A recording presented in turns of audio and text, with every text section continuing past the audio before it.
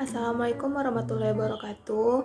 Baiklah, penjelasan materi kali ini yaitu untuk memenuhi pengambilan nilai UTS bagian 2, yaitu mata kuliah manajemen investasi dan pasar modal, di mana saya sendiri Idrisa Smita dengan NIM 170301034 dan dosen pengampu yaitu Bapak Zul Azmi, SE, MSI, AKCA.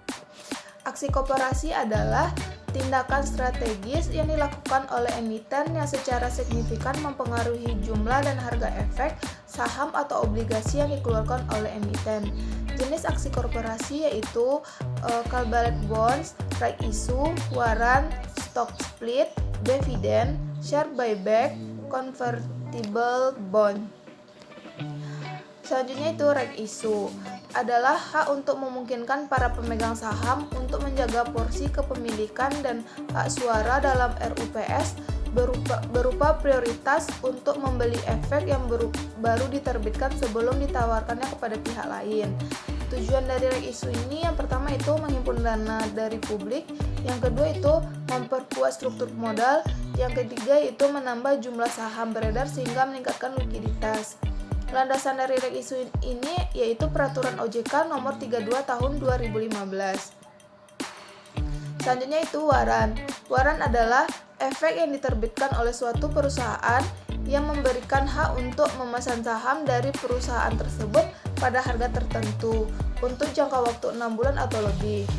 Pada saat waran dikonversi menjadi saham, maka terdapat beberapa penyesuaian antara lain.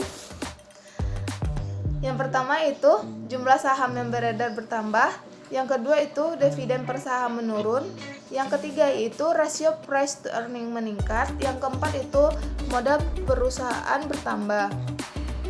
Selanjutnya itu stock split dan reverse stock split. Stock split adalah pemecahan nominal saham menjadi saham dengan nominal yang lebih kecil dengan rasio tertentu.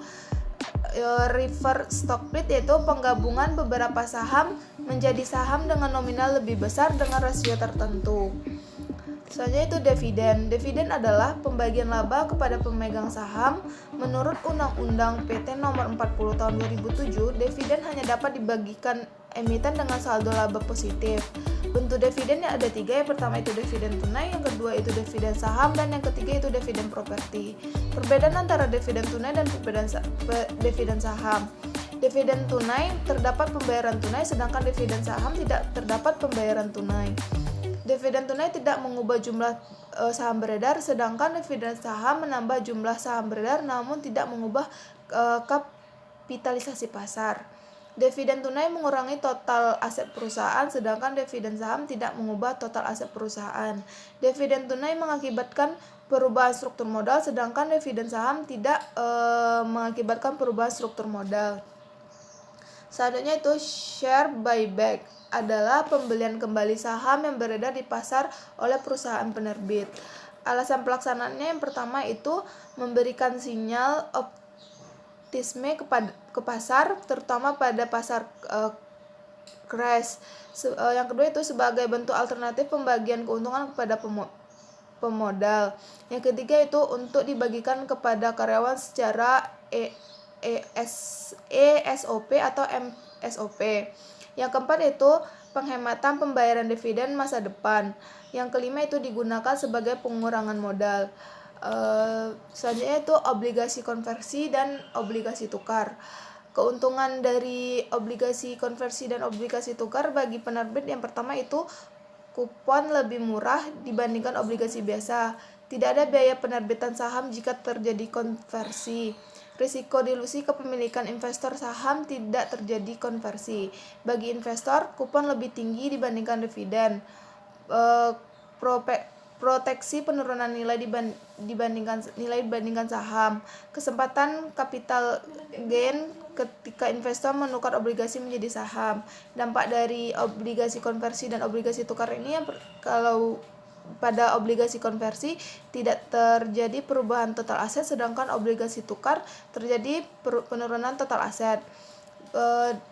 Pada obligasi konversi perbaikan struktur modal, sedangkan obligasi tukar juga perbaikan struktur modal.